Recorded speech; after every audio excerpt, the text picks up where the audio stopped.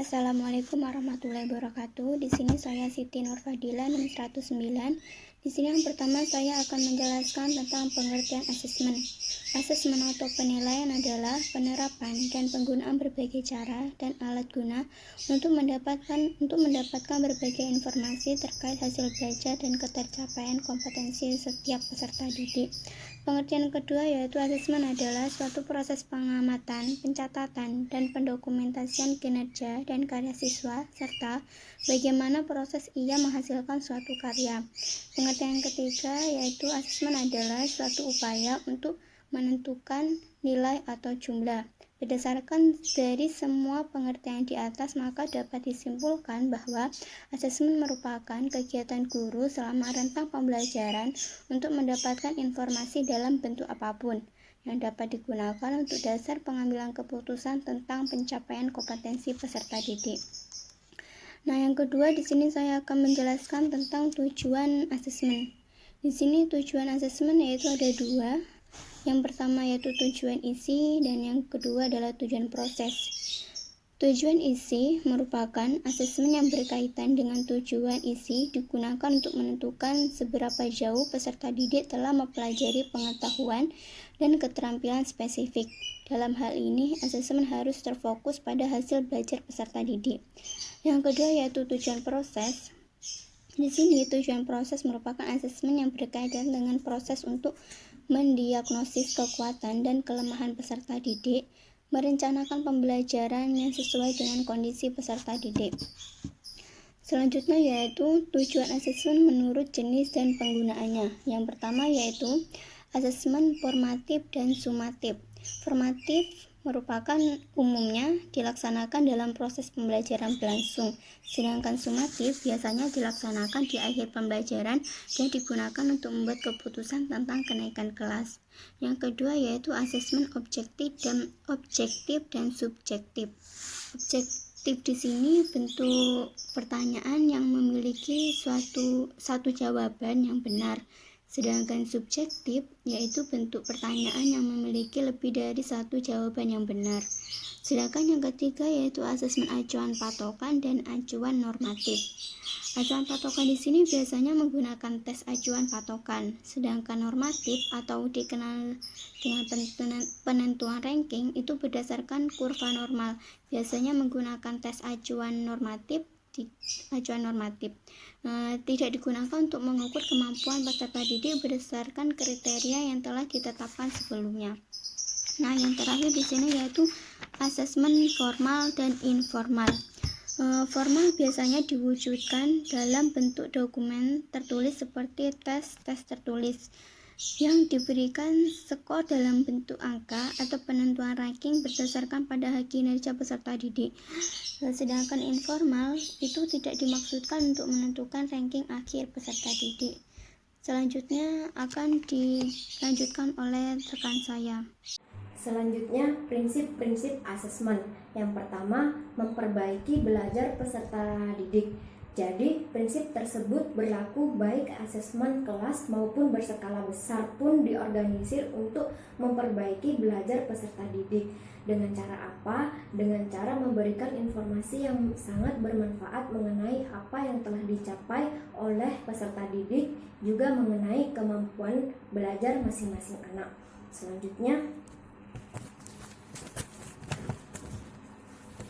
Selanjutnya, mendukung belajar peserta didik, di mana asesmen yang kita ketahui sebelumnya di lembaga terdapat asesmen yang digunakan untuk kemajuan peserta didik, sertifikasi didik, informasi untuk perbaikan, dan akuntansi sekolah itu dimaksudkan untuk mendukung belajar peserta didik. Jadi, lembaga beserta dewan guru atau pendidik membuat keputusan seperti misalnya kenaikan kelas dan juga kelulusan tersebut didapat dari hasil penilaian yang terus-menerus dilakukan pada setiap harinya, bukan data yang diperoleh dari akhir semester.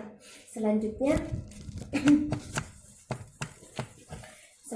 objektif bagi semua peserta didik. Jadi semua peserta didik memperoleh perlakuan yang sama. Asesmen juga memiliki atau menggunakan berbagai metode dalam mendapatkan suatu hasil yang maksimal, serta cara-cara anak untuk memperlihatkan bahwa anak tersebut itu paham dan mengerti akan materi-materi yang telah diberikan. Selanjutnya kolaborasi profesional. Kolaborasi profesional di sini tertuju pada pendidik atau guru di lembaga. Jadi kualitas pendidik jadi kualitas pendidik menjadi penentu sebagai syarat berkualitasnya asesmen. Pendidik berperan dan menentukan juga serta dalam pengembangan profesional bekerja sama untuk memperbaiki sistem. Selanjutnya, partisipasi komite sekolah dalam pengembangan asesmen.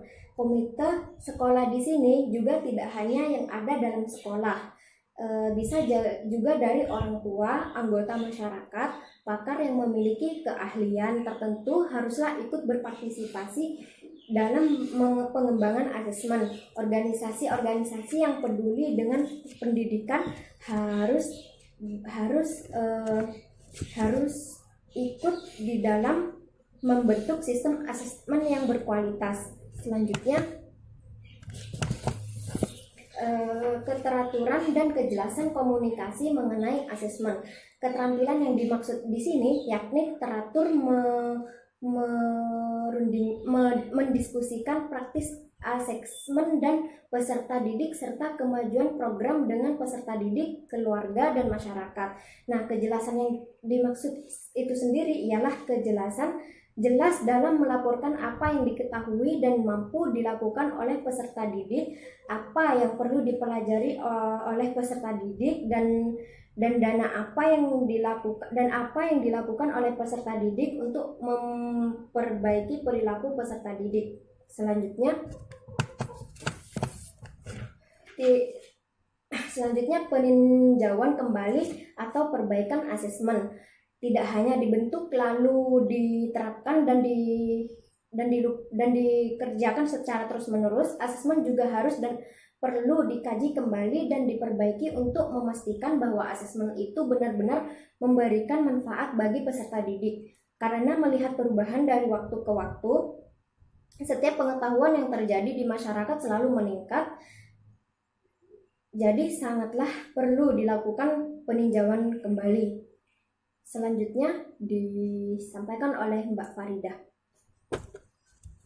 Baik, Assalamualaikum warahmatullahi wabarakatuh. Di sini saya Farida Asyiro akan melanjutkan dari materi-materi yang sebelumnya, yaitu adalah materi sebelumnya adalah prinsip-prinsip dari asesmen itu sendiri. Nah, yang selanjutnya adalah penilaian asesmen.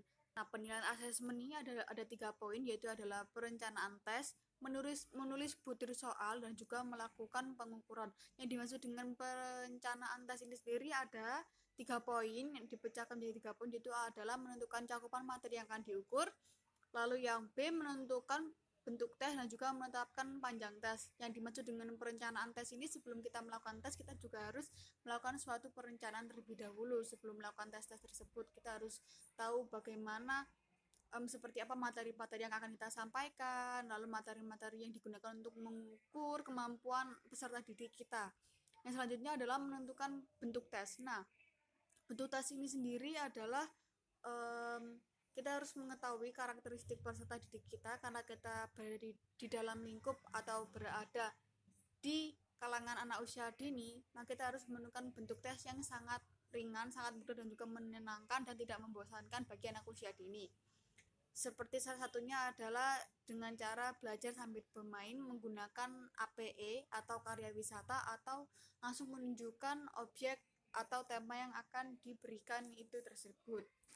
Nah, yang selanjutnya ini adalah menetapkan panjang tes. Nah, untuk tes sendiri seperti halnya kita melakukan pembelajaran, kita harus menetapkan, kira-kira melakukan tes ini perlu waktu sekian, misalkan kita membutuhkan waktu 45 menit, jadi kita harus mengoptimalkan 45 menit tersebut untuk melakukan kegiatan-kegiatan atau tes yang akan kita lakukan kepada peserta didik kita. Nah, selanjutnya adalah menulis butir soal. Nah, untuk menulis butir soal ini sendiri adalah menulis daftar soal, memantapkan validitas isi atau konten validity, lalu melakukan uji coba dan juga revisi soal. Yang di sini menulis draft soal adalah karena kita dalam ranah peserta didiknya kita ini adalah anak usia dini, maka kita harus um, menulis soal-soal atau tes-tes tersebut menggunakan sesuatu yang sesuai dengan karakteristik anak usia dini itu sendiri, yaitu adalah seperti halnya kita menyiapkan alat permainan edukatif seperti misalkan papan lompat atau tikar lompat, di mana itu akan melatih untuk papan lompat sendiri itu akan melatih kinestetik anak. Selain kinestetik, dia juga akan diajarkan secara kognitifnya, yaitu adalah menghitung, karena papan lompat di sini menggunakan angka-angka dan juga menggunakan warna-warna itu sendiri. Nah, yang selanjutnya ini adalah melakukan uji coba dan juga revisi soal. Yang dimaksud di sini melakukan uji coba adalah kita harus menguji coba butir-butir soal kita atau yang disebut dengan alat kita untuk mengatasi anak tersebut. Kita harus menguji cobanya dengan cara mempraktekkan atau melaksanakan kegiatan tersebut terhadap anak-anak. Lalu saat diuji coba tersebut kita bisa mengetahui kira-kira apa yang kurang, kira-kira apa yang perlu diperbaiki. Nah, sebelum diuji cobakan ke anak-anak, kita harus menguji cobakannya itu atau memvalidasi istilahnya, yaitu adalah kepada orang-orang yang ahli dalam bidangnya seperti validator. Nah, setelah kita uji, lalu kita revisi menurut kekurangan-kekurangan atau yang perlu ditambahkan menurut validator tersebut, lalu kita uji cobakan kepada anak-anak atau kita lakukan kegiatan tersebut kepada peserta didik kita, seperti itu. Yang selanjutnya adalah melakukan pengukuran. Nah, untuk menjaga objektivitas pelaksanaan tes, memberikan skor pada hasil tes, dan juga melakukan analisis hasil tes. Yang dimaksud dengan melakukan pengukuran ini, kita melakukan kegiatan tersebut guna untuk mengukur kemampuan anak usia dini tersebut. Nah, menjaga objektivitas pelaksanaan tes ini adalah yang dimaksud kita harus melakukan sesuatu sesuai dengan instruksi atau sesuai dengan yang tertera, yang terkandung dalam APE dan juga RPPH tersebut. Nah, karena kita mengajar anak usia dini atau kita sebagai tenaga pendidik, kita juga harus memiliki yang disebut RPH atau RPPH atau bisa disebut dengan rencana pembelajaran harian. Karena sebelum ada harian ada mingguan, bulanan, semester dan juga tahunan. Nah, dalam harian tersebut kita dapat mencari tahu, ini tema apa sekarang, kira-kira temanya sekarang ini adalah buah-buahan, maka apa ini yang cocok untuk anak-anak. Lalu bagaimana cara untuk menjaga objektivitas dari pelaksanaan tes, kita harus melakukan instruksi-instruksi atau sesuatu yang memang harus dikembangkan melalui alat tersebut, seperti itu. Yaitu adalah yang selanjutnya memberikan skor pada hasil tes. Setelah kita melakukan tes sesuai dengan objektivitas, kita menilai sesuai dengan apa yang kita lihat itu tadi ya.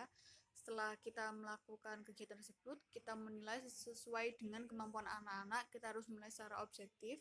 Yang kita lihat A dan kita harus menuliskan A, karena apa ini juga akan mempengaruhi tumbuh kembang anak usia dini, seperti itu.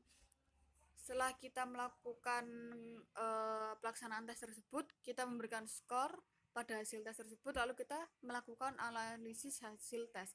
Nah, saat melakukan analisis hasil tes ini adalah kita menganalisis sepertinya si A kurang ini, si B kurang ini, si C ternyata sudah cukup bagus, bisa dikembangkan lagi. Nah, si A sepertinya harus ditambah seperti ini.